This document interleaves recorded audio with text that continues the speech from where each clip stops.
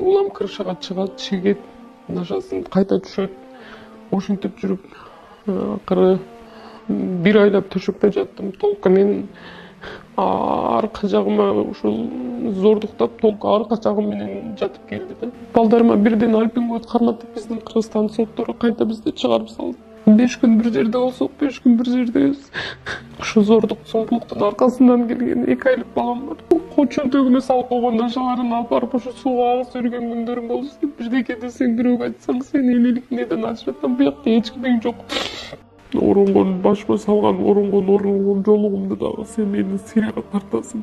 Сен сыйгансың, сен бул акылда эч качан жашай албайсың, сени жашатпайм. Ал жолуктарымды чечтирген. Ассалам алейкум достор.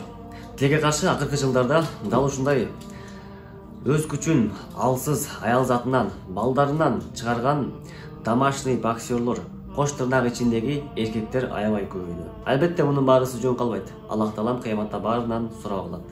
Бирок биздин бүгүнкү айтайын дегенибиз башка маселе. Азыркы учурда ушундай жерибиз аябай жардамга муктаж. Азыркы учурда 5 баланы жалгыз өзү багып жаткан мезгили. Өзүнүн бир жашаган туруктуу үйү жок. Bir ay bir жерде жашаса, 10 күн дагы бир жерге көчүп жашап, 5 баланын тамак ашы, алардын мектеп окуусу, дары дармек дегеле айтса бунун баарын түшүнөсүздөр. Колунда 2 айлык баласы бар. Колуңуздардан келишинче ушул астындагы номерлерге 5-10 сомдон болсо дагы акча которсоңуздар, алдында суук кычыраган кыш келе жатат. Албетте ага көмүр алыш керек. Балдарына жылуу кийим кылыш керек. Сиздерден суранаңыз ушул видеого көңүл кош карабай, жок деген ушул видеону бөлүшүп койсоңуздар, себепчи болгон кылган менен барабар дейт. Толугураак кийинки видеодон көрсөңүздөр болот. Ассаламу алейкум. Саламатсыздарбы, кыргыз элим. Азыр биздин Кыргызстан элинде кандай өкүр, кандай эркектер чыгып жатат. Мен да өз турмушуман алып силер менен бөлүшөйүн деп, кичине жардам сурайын деп ушинтип кайрылып калдым. Мен Өзбекстандан Кыргызстанга bundan 2004-жылы турмушка чыгып, 5 бала болуп, ошол күйөөмдүн аркасынан кандай зомбулук көрүп келаткандарымды айтып берейин деп чыктым. Мен 17 жашымда турмушка чыктым. Турмушум башында жакшы кечти. Бара-бара күйөөм чеккенин, ичкенин койбой, ошонун аркасынан бизде күндө уруш талаш, күйөөм менен канчалык деңгээлде зордуктап, ошо күч колдонуп, канчалык деңгээлде алып жүргөнүн мен коомчулукка эч качан айта албадым, чыга албадым, үнүмдү эч кимге жеткире албадым. Ошентип жүрүп 5 баланын энеси болдум. Не деп айтам, бизде кандай күйөөлөр бар, кандай акмак эркектер бар. Ушул жердин гражданын алып, ушул Кыргызстан элине сиңип, ушул жерге, ушул эркекке 5 бала көрүп бергенине Аллахка ыраазычылык айтам. Бирок ошонун арасынан бизде 2020-жылдан баштап бизди катуу зомбулук алып баштады. Чөнтөгүбүзгө бирдеке десек эле уже мен чөнтөгүмө наша салып, уже сени энелик укуктан ажыратабыз, сени энелик укуктан ажыратам, буякта сени эч кимиң жок деп балдарымды тартып ала турган адат чыгарды. Улам крышага чыгат, чегет, нашасын кайта түшөт. Ошентип жүрүп, акыры 21-жылы биз чыдабайбыз уже. Мен заявлениеде жаздым, 1 айлап төшөктө жаттым. Толук мен арка жагыма ушул зордуктап, толук арка жагым менен жатып келди да. Өтө кыйын акыбалда калып кеткенде төшөктө 1,5 ай жаттым. До сих пор азыр белимди көтөрө албайм. 1,5 айлап кан кетип жатканымды да мага эч ким күйгөн жок. Кайын журтум дагы канча какшап айтсам да.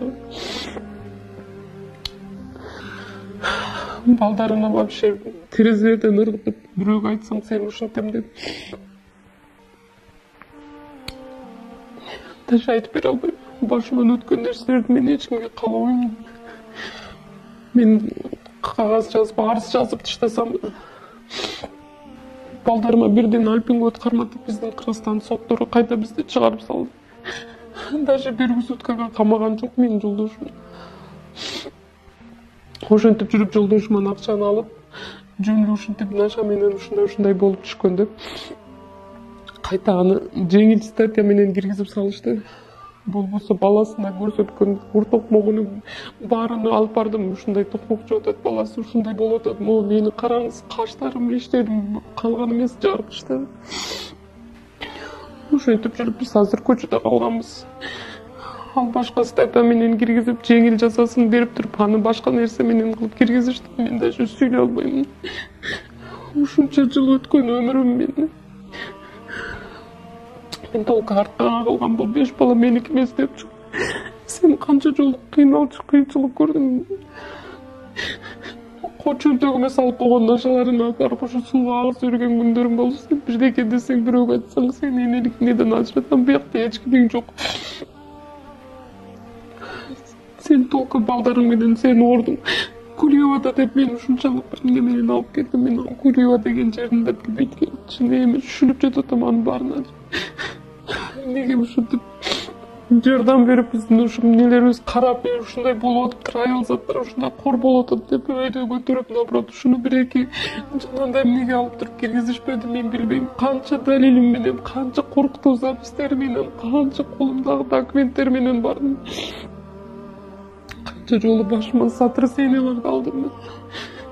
Бирок азыр айлам жок отурум да, ушу жайыбыз жок, же башкабыз жок.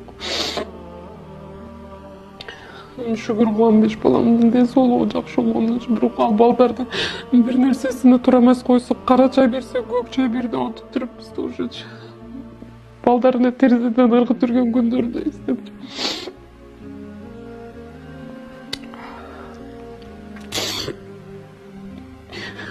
Сабырдуулук алып ушу 5 балам менен ушу жерде калайын, ушу балдарым менен ушу жерде сыйып, ушу жерде балдарым келин өсүп, эркинерин жеп, тамак ашын жеп, ушу Кыргызстанда калып кетейин деп канчадан бери күрөшүп келатам, бирок бизге до сих пор коркутуу болот.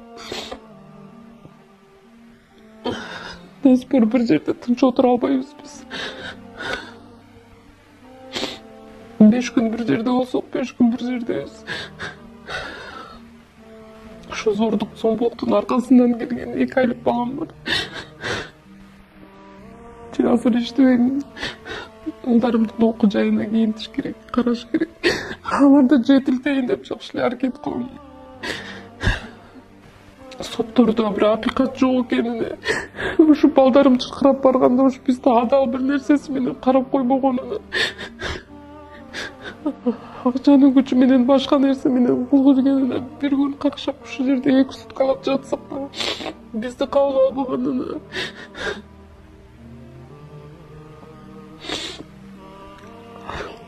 Балдар менен ачка токко калып ыйлап жүргөндөрүмдү эч ким карабаган. Ушунчалык нааразы болгом чын. Жыргап аерде башка эмне менен отурат. Колумда балам менен мен ушинтип какшап отурам. Же энеме кете албайм. Же 5 баламды кыя албайм. Кыргыз элим сиздерден жардам сурайм. Ошо биз документтерибизди алдырып, документтердин жоктугуна байланыштуу бизде эч кандай картабыз же эмебиз жок. Ошо Нурсултан энебизден мен жардам сурап кайрылгам. Документтеримди бүтүрүшкөнгө, ошол киши болсо деле үй маселесин чечип алганга жардам беребиз Нурсултан деп. Нурсултанга кыргыз элиме калмак ыраазы болсом, эч качан жаманчылык көрбөгүлө, башыман өткөн нерсени толук андай жеткирүү мага кыйын болуп, эстеш кыйын болуп жатат. Бирок башыман өткөн нерсени мен дүйнөдө эң жаман аялга даже 1 саатка калбайм. Оронгон башыма салган оронгон жолугумду дагы сен мени сыйрага тартасың. Сен сыйгансың, сен акылды эч качан жашай албайсың, сени жашатпаймын деп. Ал жолуктарымды да чечтирген. Ошо Нурсултан аркылуу байланышып, билип, акылымды сурап ушкон. Иште мага жардам бериңиздер деп суранам. Ошо документтеримди бүтүрүшүм керек болуп жатат.